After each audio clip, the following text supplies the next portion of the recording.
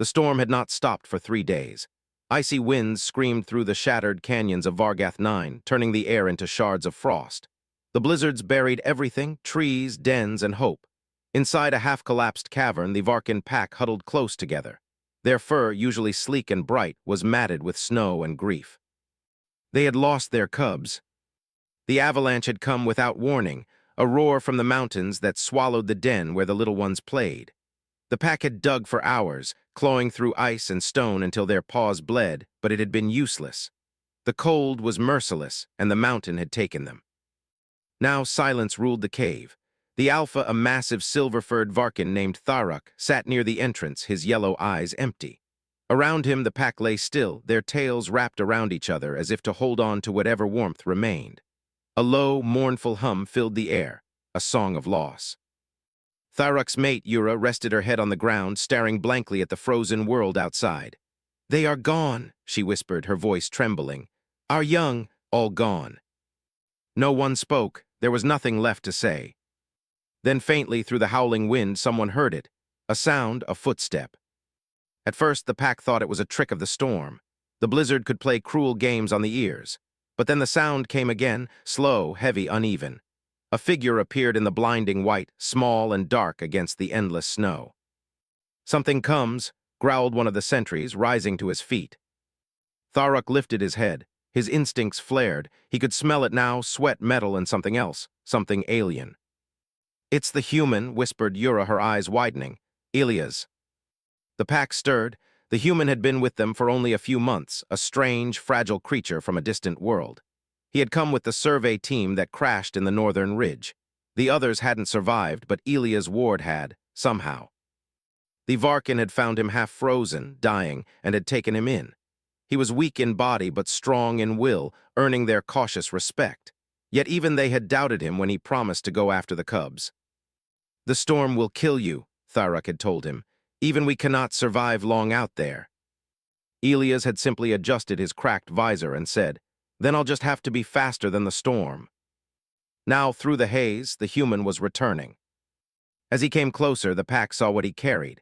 His body was hunched, armor caked with frost, movement stiff from the cold. His faceplate was cracked open, his lips blue, and his eyes hollow with exhaustion. Across his shoulders and chest were bundles wrapped in emergency thermal sheets, small shapes, carefully strapped and shielded from the wind. The pack froze. One of the Varkin gasped, "The cubs." Tharuk stepped forward, his massive paws crunching the ice. "Human," he rumbled, voice trembling with disbelief. "You went into the mountain." Ilias stumbled as he reached the entrance of the cave. His knees hit the ground hard. Steam rose from his armor as the warmth inside met the freezing air. He looked up, his breath ragged. "Found them," he rasped. "They're cold, but alive." Yura rushed forward with a cry, tearing away the thermal covers. Underneath were the tiny forms of the cubs, weak, breathing, eyes closed but alive. The pack broke into cries of shock and joy. They crowded around Ilias as Yura and the others lifted the cubs, licking their faces, pressing them against their fur for warmth. Tharuk could barely move. His chest felt tight. He walked to the human, kneeling beside him. "You brought them back," he said quietly. Ilias tried to nod, but his body wouldn't obey. His face was pale, frost clinging to his eyelashes. "Told you," he whispered, a faint smile cracking his frozen lips. "Just had to be faster than the storm." The pack worked quickly. Yura and the healers tended to the cubs while others carried Ilias to the fire pit. His armor was frozen solid. It took 3 of them to remove it. Beneath, his skin was blistered and raw from frostbite. His hands, bloody and torn, were wrapped tightly around one of the cubs, as if even in unconsciousness he refused to let go. Tharuk looked down at him. "Foolish," he muttered softly, "reckless, brave." The Alpha lowered his head in respect. As the fire grew, light flickered across the cavern walls. The cubs began to stir, weak but alive, their small cries echoing through the air. The pack's morning song changed, no longer one of sorrow, but of thanks, a song of life. Hours later, Ilias woke.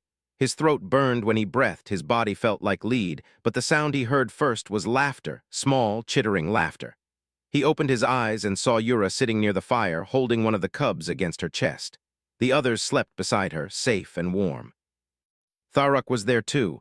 The Alpha's massive frame cast a long shadow, but his eyes softened as he looked at the human. "They live," he said simply. Elias exhaled, his lips curling into a weak smile. "Good," he murmured. "Didn't come all this way for nothing." Tharuk stared at him for a long time. "You risked your life for those not of your kind," he said. "Why?" Elias blinked slowly, struggling to keep his eyes open. "Because they're children," he said softly. "Doesn't matter what kind." The Alpha bowed his head. "You have the heart of a Varkin, Elias Ward." The human let out a small laugh that turned into a cough. "Guess that's a compliment." "It is," Tharuk replied. "You brought back more than our cubs, you brought back hope." Outside, the storm was finally dying. The first faint light of dawn broke through the clouds, painting the snow in hues of pink and gold. Inside the cave, warmth and life returned. The pack would tell this story for generations, the tale of the fragile creature who defied the blizzard, who carried their future in his arms and brought it home.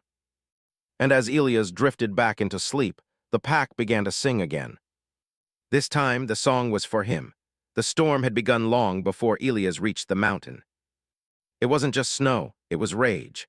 The wind howled like a living thing, tearing at his suit, throwing knives of ice against his visor. Every step was a fight. His boots sank knee-deep into the snow with each movement, and the cold bit through the armor like it wanted to eat him alive.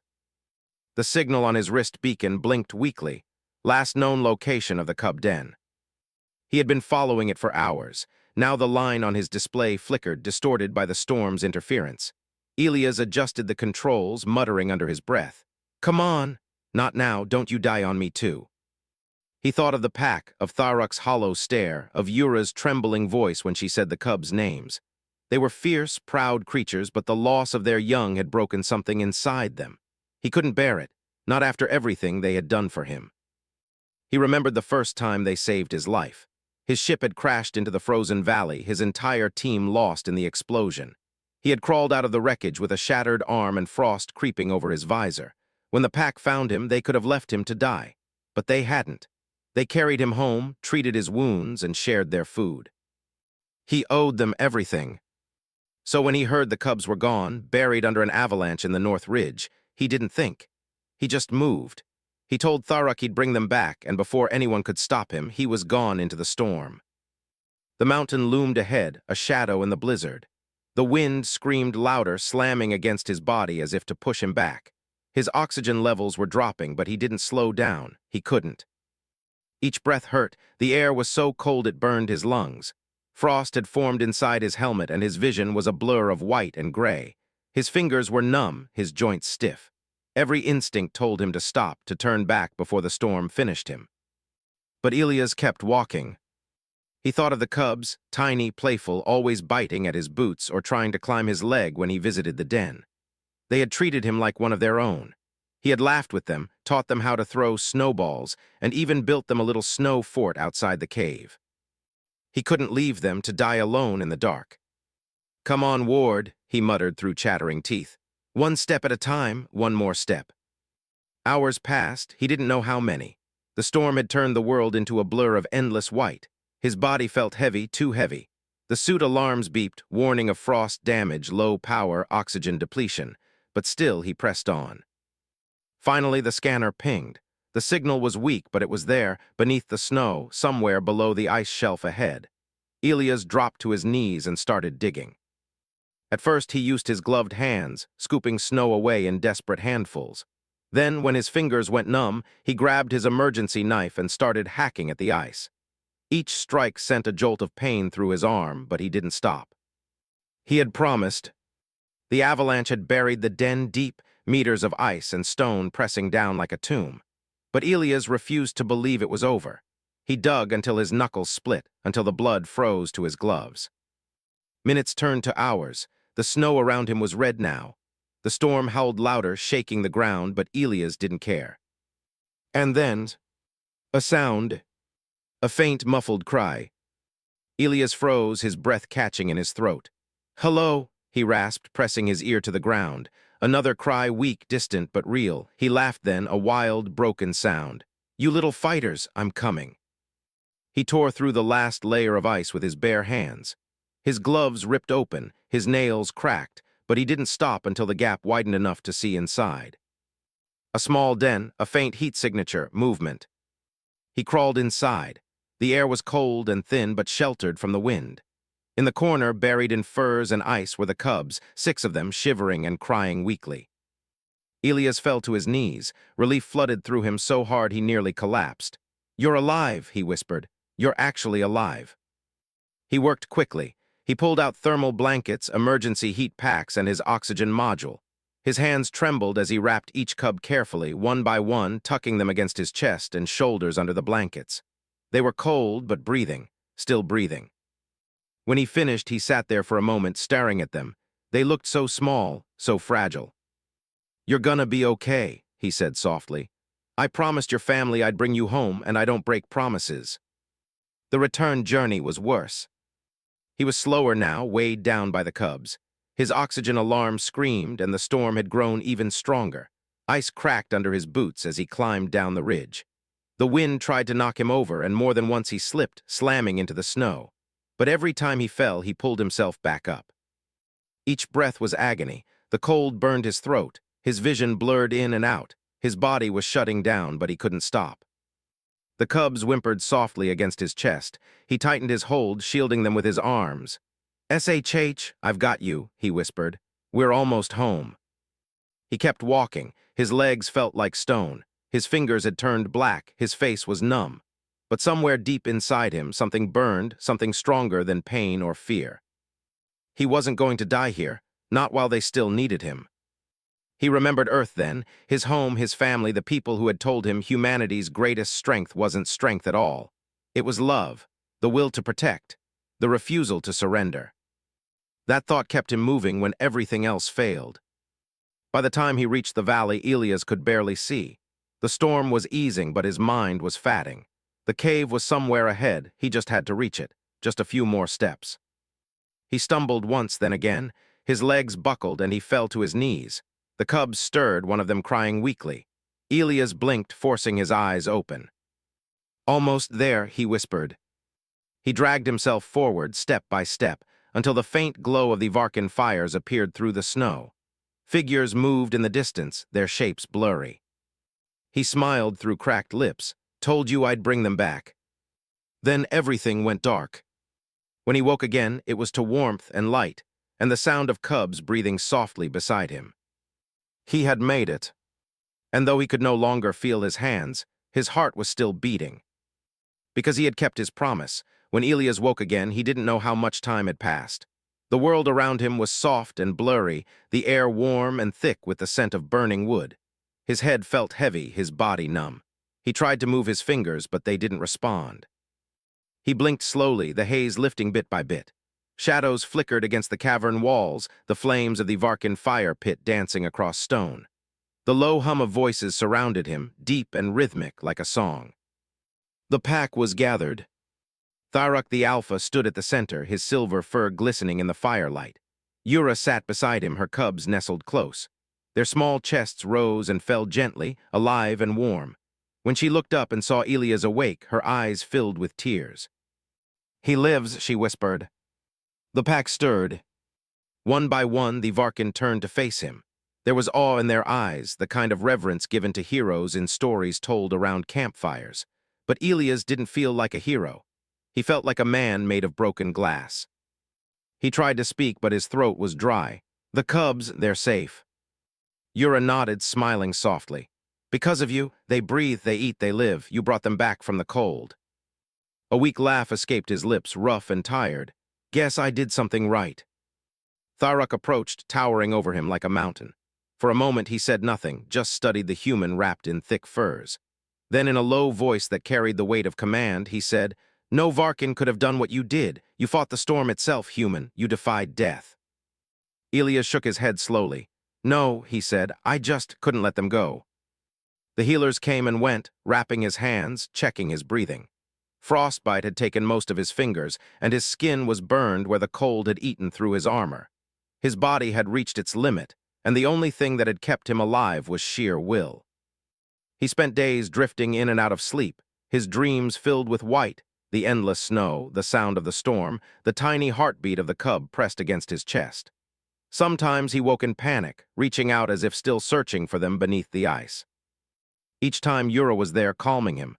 "Rest, Ilias," she would say softly. "They are safe now, you are safe." He didn't believe her at first. Safety felt like a lie. He had lived too long with danger and loss. But slowly her words began to sink in. The cave was warm. The cubs were alive. The storm had passed. Maybe, for once, he could let go. Days later, when he was strong enough to sit up, Tharuk entered the chamber again. His eyes glowed softly in the dim light. "The storm season is ending," he said. "Soon the ice will break and the paths will open. You can return to your people." Ilias stared at the fire. His voice was quiet when he answered, "If they're still alive." Tharuk tilted his head. "You humans are strange. You speak of hope as if it's a weapon." Ilias smiled faintly. "That's because it is." The Alpha sat beside him. "You saved our young when we had already given up. That is not something we will forget. The pack owes you a life debt, Ilias Ward." The human turned his head toward him. "You don't owe me anything." "Yes, we do," Tharuk said firmly. "You walked through death for us. That kind of strength must be honored." Ilias looked into the Alpha's golden eyes. "It's not strength," he said softly. "It's just what you do for family." Tharuk's ears flicked, as if the word carried more power than he expected. "Family," he repeated quietly. The cubs were playing again a few days later, tumbling over one another near the fire, their laughter echoing through the cavern. They had recovered faster than anyone expected. Ilias watched them, a small smile tugging at his lips. They reminded him of home, of Earth, of the children he used to see playing in the dusty streets of his old neighborhood before the war. Yura noticed him watching. "You love them," she said. "Yeah," Ilias said softly. "Guess I do." "You are strange," Yura said, her voice gentle. "So fragile, yet you face death without fear. So small, yet your heart burns like a sun. Tell me, human, why?" He thought for a long moment before answering. "Because someone has to stand up," he said. "Even when it hurts, even when it's impossible, that's what makes us who we are." Yura looked at him, her eyes soft and deep. "Then you are not like the others. You are more Varkan than human." He chuckled weakly. "That's the nicest thing anyone said to me out here." That night the pack gathered to celebrate the survival of the cubs. Fires burned bright, and the sound of drums echoed off the ice walls. The Varkan danced, their shadows weaving across the stone like spirits of the mountain. Tharuk raised his head and howled, a sound so powerful it made the ground tremble. One by one, the others joined in, their voices merging into a chorus that shook the cavern. It was not a song of grief this time. It was a song of rebirth. Ilias sat by the fire, wrapped in blankets, watching them. When Tharuk finished, he turned toward the human and said, "This song is for you, Ilias Ward, the fire that burned beneath the ice." The pack howled again, louder this time. Ilias felt something deep inside him stir, a strange mix of pride and humility. He had never been honored like this before, not as a soldier, not as a human. He looked at the flames, and for the first time in a long while he felt at peace. But peace never lasted long on Vargath 9. Far to the north, beyond the frozen ridges, strange lights flickered in the sky. Ships not Varkan, not human, the kind that hunted both. And soon, the storm that had taken the cubs would look small compared to what was coming. Ilias didn't know it yet, but his fight was far from over. Because the same fire that had saved the pack would soon be called upon again, not just to protect the young, but to save them all. The first night the sky changed, no one believed it was real. The stars above Vargath 9 had always been constant, cold, still, and ancient. But that night, streaks of light cut through the darkness like burning arrows. The snow reflected their glow, turning the world silver blue. Ilias stood outside the cave entrance, wrapped in heavy furs, his breath forming pale clouds in the freezing air. At first he thought it was another storm lightning, maybe. But then he saw it, shapes, ships, silent and massive, drifting through the clouds like metal beasts. His stomach turned cold. He knew those shapes. He'd seen them before back during the Terran Wars when humanity still fought to survive against the outer raiders. These weren't Varkan vessels, and they weren't friendly. Behind him, Tharuk approached, his heavy paws crunching in the snow. "You see them too," the Alpha said, his golden eyes reflecting the strange light. Ilias nodded grimly. "Yeah, and we're in trouble." Tharuk's tail flicked. "What kind of trouble?" "The kind that doesn't ask questions first." By morning, the sky was full of ships. The invaders moved slowly, scanning the frozen landscape with beams of blue light that hummed like thunder. Wherever the light touched, the ground steamed, melting through snow, stone, and ice. The Varkin gathered at the mouth of the cavern, growling low. The cubs whimpered, hiding behind their mothers. Yura clutched her youngest close, her fur bristling with fear. "What are they?" she asked. Elias took a deep breath. "Raiders, we called them the Kuruth back home. Scavengers, they strip planets for fuel and slaves. If they're here," he looked around the camp, "they're looking for something." Tharuk growled, "They will find only death if they come for us." Elias shook his head. "No, not like this. You can't fight them head-on. Their weapons will tear through your dens." The Alpha turned to him, his voice sharp. "Then what do you suggest, human?" Elias looked toward the distant lights cutting through the storm. He felt that old, familiar burn rise in his chest, the one he thought he'd left behind when he survived the crash. The soldier in him wasn't dead. He'd just been waiting. "I suggest we show them that this world isn't theirs to take." They spent the day preparing. Elias worked alongside the Varkin warriors, helping them move deeper into the mountain tunnels. The cubs were hidden in the inner caverns, guarded by the healers and elders. He studied the alien ships through his damaged visor, recording what he could. His old Terran training came back like instinct, calculating planning. He knew how raiders worked. They'd land a scout team first, small and fast. Then they'd send in their harvesters. If he could stop the scouts, maybe they'd delay the main landing. When night fell, Elias stood with Tharuk and his hunters at the ridge above the valley. The wind was howling again, cold and sharp, but it carried the scent of metal and fuel. The raiders were close. "Stay low," Elias whispered. "They'll have thermal scanners. We move when I say." The Varkin nodded silently. They trusted him now not as an outsider, but as one of their own. Below them, 3 Kuruth scouts emerged from the fog, tall and thin, wearing armor that glowed faintly in the dark. Their voices were harsh and metallic as they scanned the ground. One of them turned, pointing a long rifle toward the ridge. Elias didn't hesitate. He raised the plasma pistol he had salvaged from his old crash site, aimed carefully, and fired. The bolt hit the alien square in the chest. The creature fell backward, its armor cracking like glass. The others spun around, shouting in their strange, guttural language. Tharuk roared, and the Varkin hunters leapt from the ridge, moving like shadows across the snow. The fight was brutal and fast. The aliens had weapons, sleek, precise, but the Varkin were faster, more primal. Their claws tore through armor, their teeth snapped through steel. Elias moved among them, firing his pistol until it overheated, then switching to a blade he had crafted from Varkin bone. When the last alien fell, silence returned. The snow was stained dark under the pale moonlight. Elias looked around, breathing hard. "That's just the beginning," he said quietly. "They'll send more." Tharuk's fur was streaked with blood. "Then we will meet them again." Elias met his gaze. "You don't understand. They won't come with 3 next time. They'll come with 30. By dawn, the raiders' main ship broke through the clouds. It was enormous, a floating fortress of black steel and fire. Its engines shook the mountains, sending waves of snow cascading down the cliffs. The Varkin stared in silent horror as smaller ships detached and began descending toward the valley.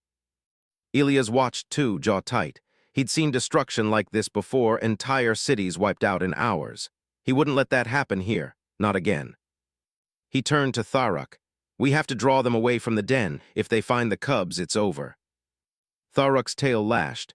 "Then we fight outside, we make our stand here." Elias shook his head. "No, we need to make them think we're here, but hit them where they're weakest. If we can disable their main comms, they can't call reinforcements."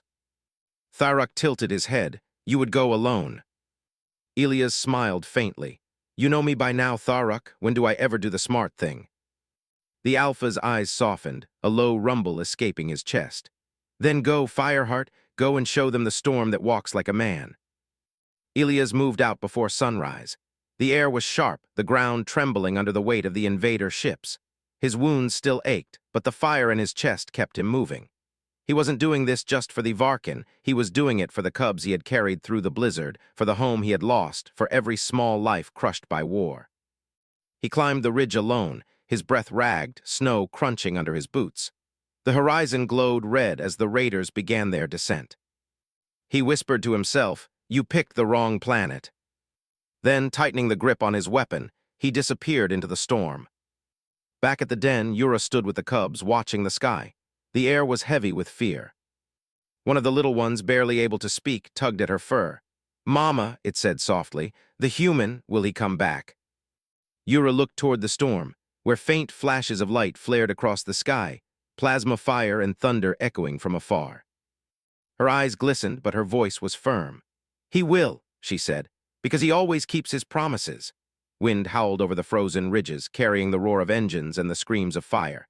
The raiders had come in full force now, dark ships blotting out the sky, their weapons lighting up the clouds with angry red. The ground trembled as their landing pods slammed into the snow, hissing steam and smoke. Elias watched from his position high above the valley. His armor was cracked, his rifle patched together with scrap, and his body still weak from frostbite. But his eyes burned with that same fierce light, the fire that refused to die. He had spent the night preparing. Using scavenged parts from old wrecks, he had set up traps, charges buried under ice, motion sensors tied to explosive fuel cells, and a network of flares that would signal when the raiders moved. Every inch of the valley had become a battlefield designed by one exhausted man. The snow was quiet now, but it wouldn't be for long. Elias checked his comm link. It was faint, full of static, but Tharuk's deep voice broke through. "Human, are you ready?" Elias smiled faintly. "Always ready." "The pack waits for your signal." "Good," he said, pulling the scarf over his mouth. "Then let's remind them who they're dealing with." The first wave came at dawn. A dozen Kurith soldiers, tall and thin, marched in formation through the snow, their armor glowing faintly. Their scanners swept across the ground, searching for life signs. Elias waited in silence, lying still beneath a ridge of ice. The lead alien raised a clawed hand, signaling the group to stop. Their sensors had picked up something, a faint heat signature, small but moving. The alien leaned down, scanning the snow again. There was nothing but white. Then the world exploded. A buried charge detonated beneath their feet, sending a wall of fire and ice into the air. The shockwave tore through the group, scattering them like leaves. Before they could recover, a second explosion erupted to the left, cutting off their retreat. From the smoke, Elias emerged, his rifle blazing, his steps slow and deliberate. He moved like a ghost, each shot precise, each movement calculated. The raiders shouted in panic, their formation breaking. They had expected an army. Instead, they faced one man. Elias fired until his rifle overheated, then switched to his sidearm, his breath steaming through his cracked visor. He moved between the craters, using the terrain like an old friend. Every step was agony, but his mind was clear. This was his world now. When the last alien fell, he stood alone in the snow, the firelight reflecting off his armor. His heart pounded, his body trembling. He exhaled, watching the smoke rise from the destroyed valley below. "That's for the cubs," he muttered. Far away, Tharuk and the pack watched from the cliffs. They had seen the explosions, heard the echoes of battle. The Alpha's chest swelled with pride and fear. "He fights alone," Yura whispered beside him, her eyes wide. "He cannot hold forever." Tharuk's tail lashed against the ground. "No, but he can give us time." He turned to the warriors gathered behind him. "Prepare the charge. When the human gives his signal, we strike." The Varkin nodded, their claws digging into the ice. They had never followed an outsider into battle before, but Elias Ward was no outsider anymore. He was one of them. Elias pushed forward, deeper into the valley. The second wave of raiders was already descending from their ships. He could hear their engines above, the hum of their machines, the cold hiss of their weapons charging. He knew he couldn't fight them all, not forever, but he could make them bleed for every inch. He reached a small rise and looked down. In the distance, the main landing craft had touched down, a massive ship with a glowing core. That had to be their command vessel. If he could destroy it, maybe, just maybe, they'd think twice about coming back. "Just one more miracle," he whispered to himself. He set off again, moving low and fast. The snow burned under his boots, melted by heat from the explosions behind him. The air smelled of ozone and ash. As he approached the ship, a voice came through his comm link again. It was Tharuk. "Elias, we see their heart. Tell us when." Elias crouched behind a rock, peering through his cracked visor. The Kurith guards patrolled the area, dozens of them, their armor reflecting the ship's light.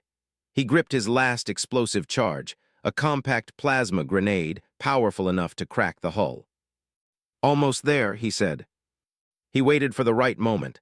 Two guards passed by, their steps crunching in sync. He slipped behind them like a shadow, silent despite the snow. His body screamed in protest, his muscles weak, his hands shaking, but he didn't stop. He reached the ship's underside, the hum of its reactor vibrating through the air. Carefully, he planted the charge. A soft beep confirmed the timer was active. "Tharuk," he whispered, "now." The mountains answered. From the cliffs, the Varkin descended in a roar of fury and vengeance. Their howls echoed across the valley like thunder. They crashed into the enemy line with claws and teeth, ripping through the startled raiders. Plasma bolts lit up the snow, but the pack moved like living shadows, unstoppable. Elias watched from his position as chaos erupted below. He smiled weakly. "Good dogs," he murmured.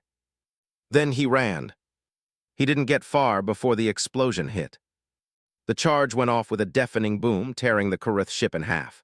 Fire bloomed across the sky, turning night into day. The shockwave knocked Elias off his feet, sending him tumbling down the slope. He landed hard, pain shooting through his chest. His ears rang, his vision blurred, but he was alive. He looked up to see the wreck burning, the raiders fleeing, the Varkin driving them back. They were winning. When the last of the enemy ships broke formation and retreated to orbit, the pack's howls filled the air again, this time in triumph. Tharuk climbed down the ridge, his fur singed and bloodied. He found Elias lying in the snow, barely conscious. The Alpha knelt beside him. "You did it, Fireheart." Elias coughed, his lips curling into a faint grin.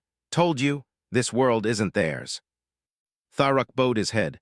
"Nor is it yours, it is ours together." Elias' eyes closed, exhaustion finally taking him. The last thing he heard was the sound of the pack's victory song echoing through the valley. For the first time, Vargath 9 belonged not to hunters or invaders, but to those who fought to protect it.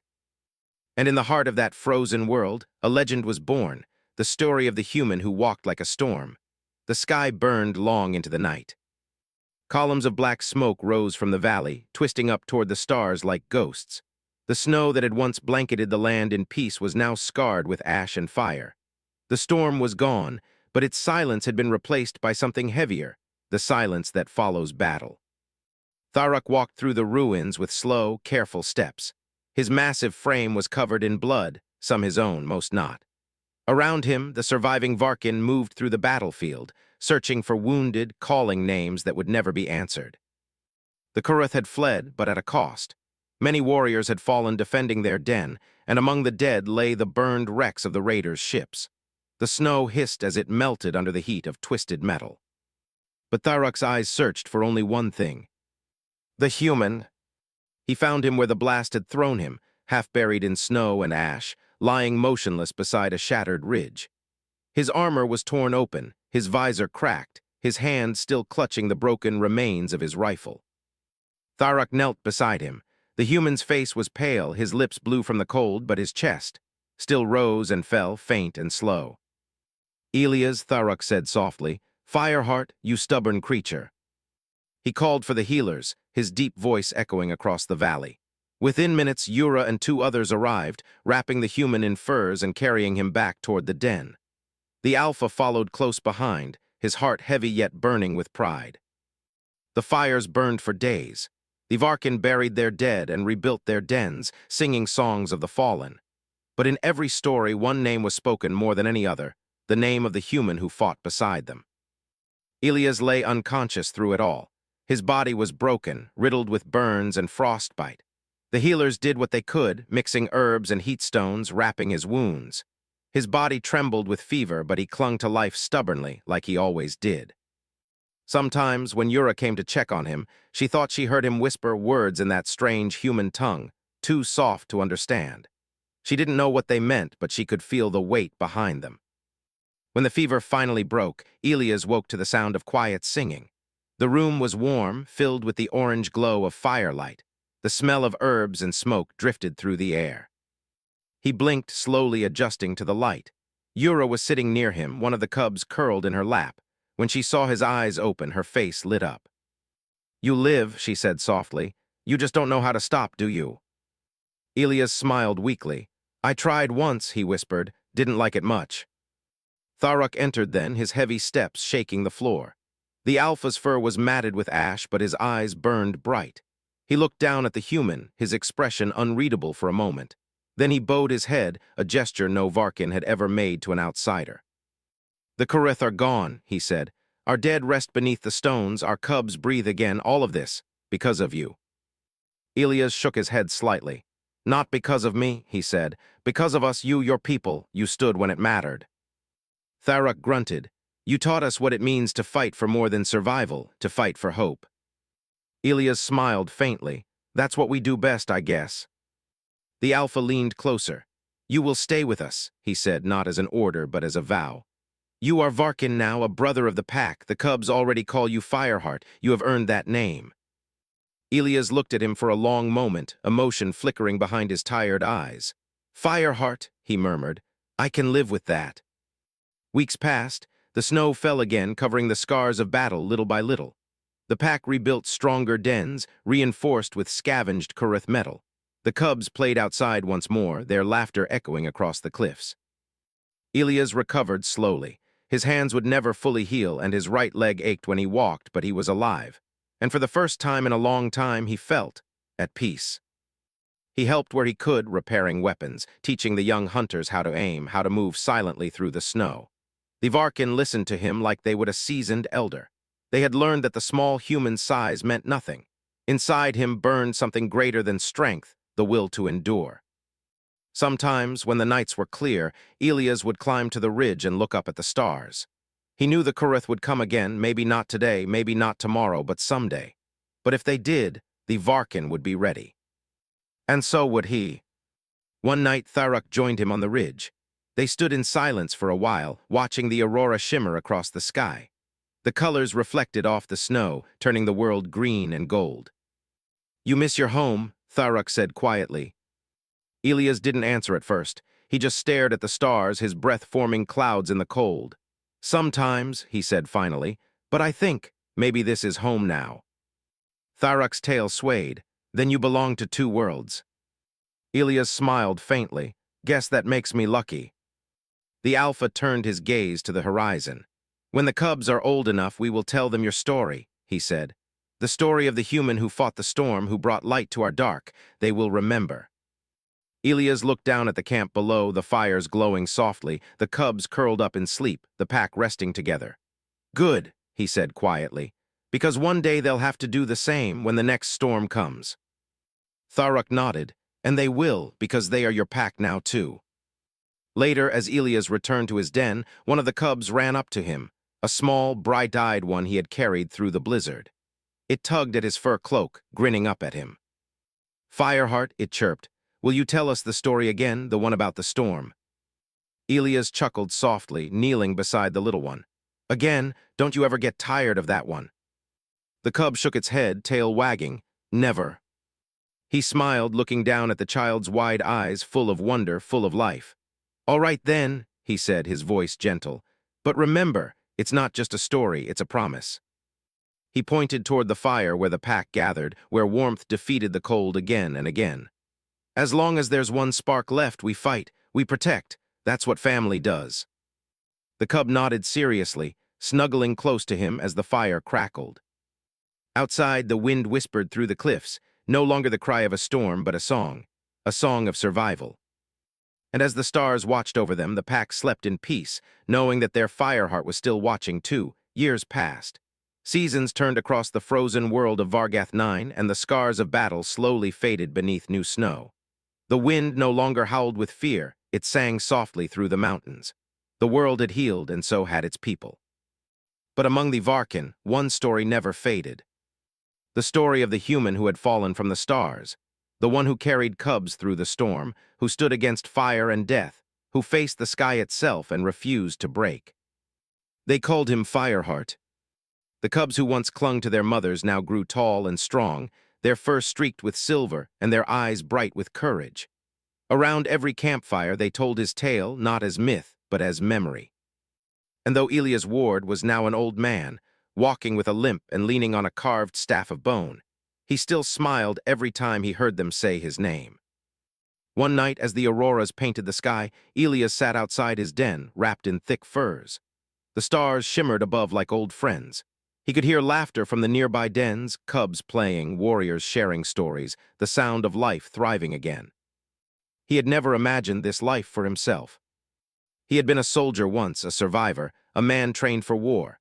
But here, among creatures of claw and fur, he had found peace, not the kind that comes after victory, but the kind that comes from belonging. Tharuk was gone now. The great Alpha had fallen many winters ago, his body buried beneath the stone cliffs with the others who had defended their world. But his son, Rothar, now led the pack, strong, wise, and fierce like his father. That night, Rothar approached Elias quietly, sitting beside him by the fire. The young Alpha's fur glowed in the firelight, his golden eyes filled with respect. "Fireheart," he said, "the council wishes to speak with you." Elias chuckled softly. "The council? At my age, I can barely stand Rothar, let them come here instead." The Alpha smiled. "They would if they dared, but they say an off-world ship has entered our skis. It carries no mark of the Kuruth or the old enemies." Elias' smile faded slowly, his eyes lifted to the stars. A human ship. Rothar nodded, "So it seems." The next morning, the entire pack gathered in the valley. For the first time in years, the sky burned again, but this time not from war. A silver vessel descended through the clouds, its engines gentle, its lights calm. Elias watched in silence as it landed on the snow. His heart pounded in his chest.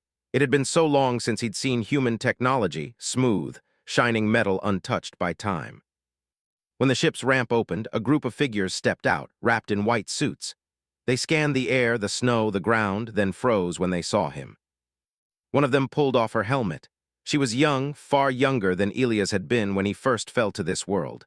Her eyes widened as she stared at him. "My God," she whispered, "it's true." Elias blinked, his voice rough. "You from Earth?" She nodded quickly. "Yes, sir. Commander Lyra Chen, Terran Federation. We received old distress signals. Your name was in them." He laughed softly, a tired, warm laugh. "Guess my little beacon finally made it home." Behind him, Rothar and the other Varkins stood tall, watching carefully but without fear. Elias turned to them, his eyes shining. "These are my people," he said to the humans. "And those," he gestured to the towering warriors, "are my family."